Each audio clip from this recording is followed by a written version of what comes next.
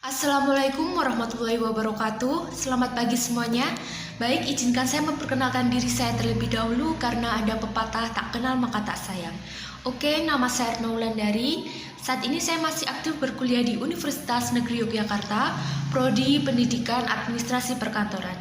Alamat asli saya di Temanggung. Pada kesempatan kali ini kita akan sama-sama belajar mengenai humas. Nah, humas merupakan usaha untuk membangun sebuah citra dan komunikasi yang baik dan bermanfaat antara sebuah organisasi dan masyarakat.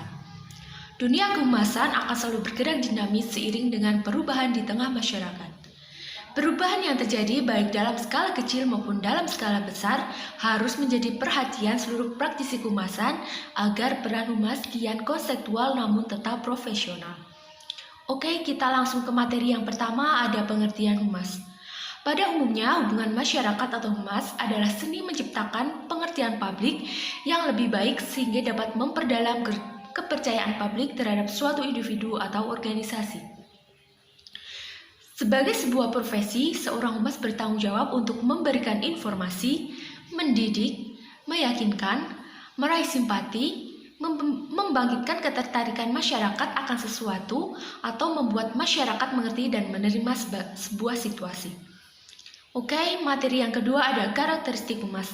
Karakteristik humas dibagi menjadi 4. Yang pertama yaitu adanya upaya komunikasi yang bersifat dua arah. Hakikat humas adalah komunikasi, namun tidak semua komunikasi dikatakan sebagai humas. Komunikasi yang menjadi ciri kehumasan adalah komunikasi dua arah yang memungkinkan terjadinya arus timbal balik. Karakteristik yang kedua ada sifatnya yang terencana. Syarat terencana dan berkesinambungan ini merupakan salah satu syarat yang dinilai dalam kompetensi tertinggi program Public Relations Internasional yakni Golden World Award for Excellent Public Relations. Oke, kita masuk ke karakteristik yang ketiga, ada berorientasi pada organisasi atau lembaga. Syarat mutlak dalam kerja humas yaitu pemahaman yang tinggi terhadap suatu visi dan misi. Hal inilah yang menjadi materi utama humas sehingga dapat mencapai sebuah tujuan humas yang telah ditentukan. Karakteristik yang terakhir yaitu sasarannya adalah publik.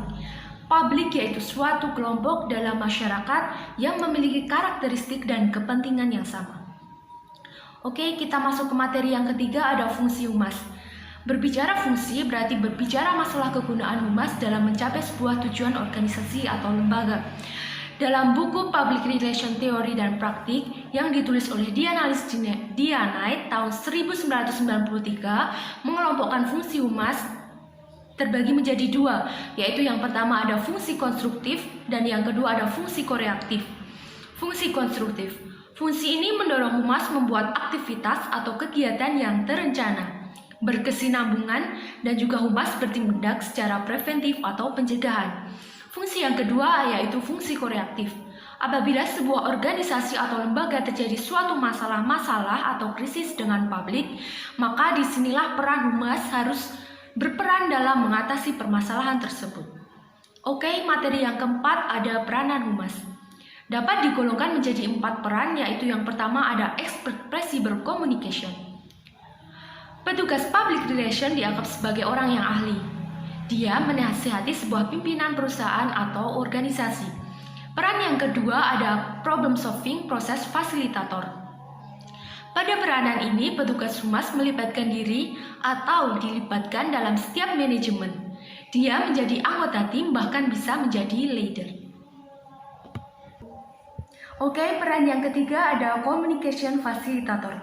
Peran humas adalah sebagai jembatan komunikasi antara publik dengan perusahaan, baik dengan publik eksternal maupun publik internal, dan sebagai media atau penengah bila terjadi miskomunikasi. Peranan yang terakhir ada technician communication. Di sini petugas humas dianggap sebagai pelaksana teknis komunikasi.